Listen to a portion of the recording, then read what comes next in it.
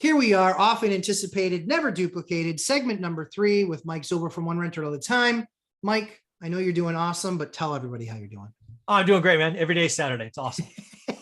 It's always good. So, question that you and I get all the time: what do you do when you first buy the property? You've now closed, you've walked out of the closing, and this, let's say, duplex has tenants.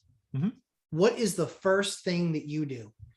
Yeah. So the first thing, obviously, it starts actually before you close, you get what's called a tenant estoppel, which basically means the owner and the sellers agree to what current rent is and the actual deposit made.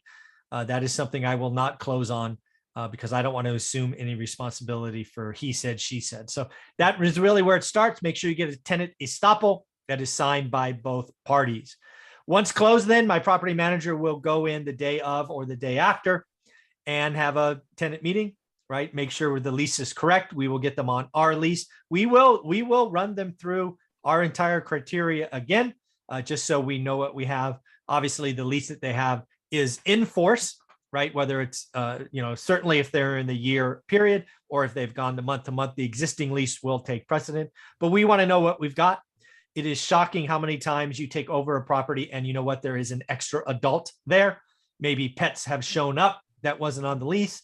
These are all things that we want to have. In addition to that, we go in and ask questions like anything that's been broken or not working or not functioning correctly, any safety concerns, have there been leaks that the past owner has painted over that we should really go. We want to, you live here. We are not like, I always assume the seller lied to me. And I always assume the seller has hidden stuff from me. It's amazing how many times I walk through and they're like, oh, it smells like paint in here. I wonder why, right? Why is the roof painted? I wonder if there was a leak there, right? And of course there's never a leak. But so we asked the tenants those questions. So that happens within the first 48 hours. And if there are any issues, we show them that we are different than other landlords. We will dispatch repairmen immediately. That will jump to the front of the line for repairs because we want to show the best foot forward. So those are the things that will happen every time. Now, so one of the things, so now let's talk about something maybe a little bit larger of a building. Okay. Which is a little bit more challenging. It's that process largely, but now, so I just closed on a 12 unit. Yeah. I created a nice letter, 1 page. Yep. And because I didn't have everybody's cell phone numbers or emails, which next time I will do up front, I will have that part of closing. That was a mistake. Estoppel. Yeah. Yep. So I posted a letter on every single person's door. Sure. I've done that or slid it under the door or whatever. Yep. So introducing ourselves, talking about the fact that we do own other units. And so we have crews and people in place that can come fix things. Here are the 5 things that are most common that we see. Please let us know if you have any of these things. It was all the stuff that's associated with big dollars, dripping faucets, dripping tubs, leaks, electrical issues, all of those types of things. And then we also talk about the fact too of please take the top 2 or 3 items there out of that list, or if it's not on that list, please list out the top 2 or 3 items and let us know what they are. Email us email us your cell phone information and email us. And obviously we'll have your email when you email us. Yeah. Amazingly, I am now a week into owning this property and only 6 people have responded. Yeah. 6 people have responded. So this is one of the things when we talk to a lot of folks about buying property, we need to give them the tools right when they walk out of closing. What is it that I do next? Because now you're a property owner, now your journey really begins. Yeah. So something we've done when we buy bigger buildings, so like 10, 18s, 20 is the biggest we've bought, is we do the letter idea as well. So that we've done that. But one thing we did in our letter is we said, we're going to have I don't know what it was called. I'll say open house because it's escaping me. Maybe a Saturday barbecue or something. Got it. We had a Saturday event and literally was, I don't know if it was a barbecue, but we did something because we want to meet them, right? We haven't really met them. And again, we're tracking like, okay, who are you? What unit are you in? Okay, great. And we know going in what we know and what we don't know about each unit. Our goal is almost make that look like bingo, right? We just fill it out. And I think that a couple of times we have done this over the years, We usually get to about 85% kind of complete after, on the door, and then the weekend event. And then the other one is just, we've actually had a couple of times, like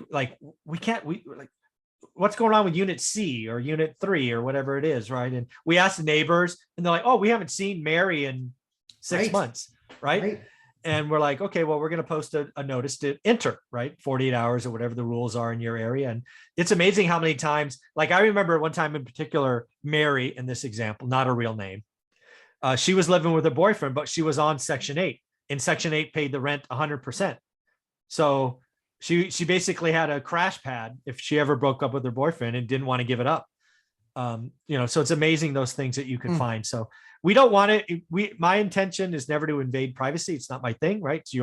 It's once you pay your rent, it's yours, right? But we've had to do that a couple of times, and that Mary example is one that came to mind. It's like, wow, what do we do?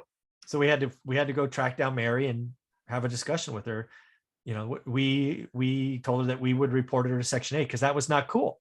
Right. That's not what Section 8 is supposed to be about. So lo and behold, in that example, Mary moved back. What was in taking over a new building?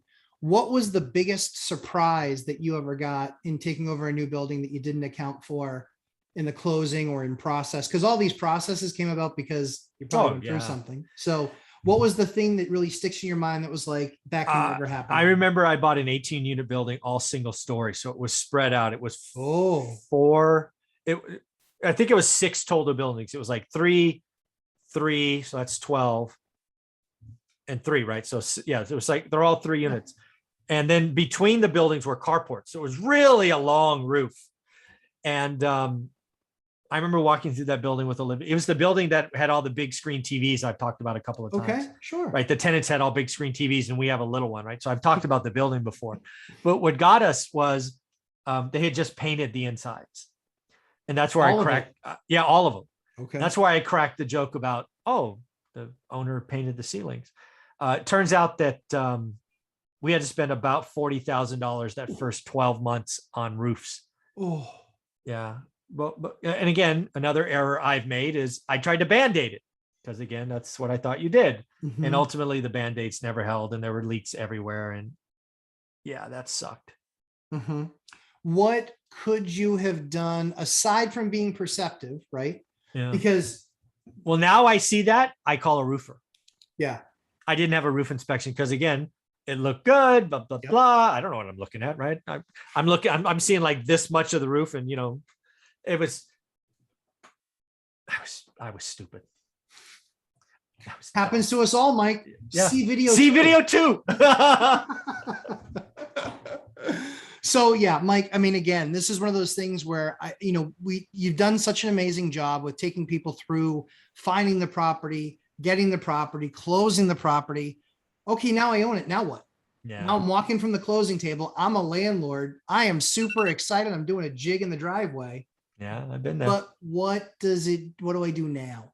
So I think, guys, this is a fantastic approach, getting the letter. If it's a bigger building, doing like the barbecue thing, but this is an amazing approach to making sure that you get that first month's rent check. Yeah. And making sure that you're not, that a problem that is a real issue has been covered up. Because I'm finding that now, thankfully I knew about them. But the landlord that sold this building to me still had covered some things up. Oh yeah. But I knew going in, I was like, I know he's covering this up. I know this is gonna be a problem for me. And that's what I took with my number in mind. Cool. So, Mike, where can everybody find you, my friend? One rental at a time, books, website, YouTube. Yeah. Watch the course, guys. I'm telling you, it's like 80 something hours now. Yeah. I haven't gotten through all of it, but I'm telling you, there's absolutely, you can learn from every single portion of that course, every single portion. Yeah. And then just pick which one you want to be your game. Right? There you go. Based on your market, based on your understanding, that's where you want to be. So we always try to create amazing content for you. We thank you guys for watching us today and listening to us on the podcast. Thank you very much. Again, 11:30 a.m. Eastern time this Sunday after One Rental at a Time's daily financial news. We will be doing a 3-hour question and answer session as a live stream this Sunday. Mike, again, thanks for all your time again this week. Have an awesome weekend. And everyone, thanks so much for watching. Take care, everybody.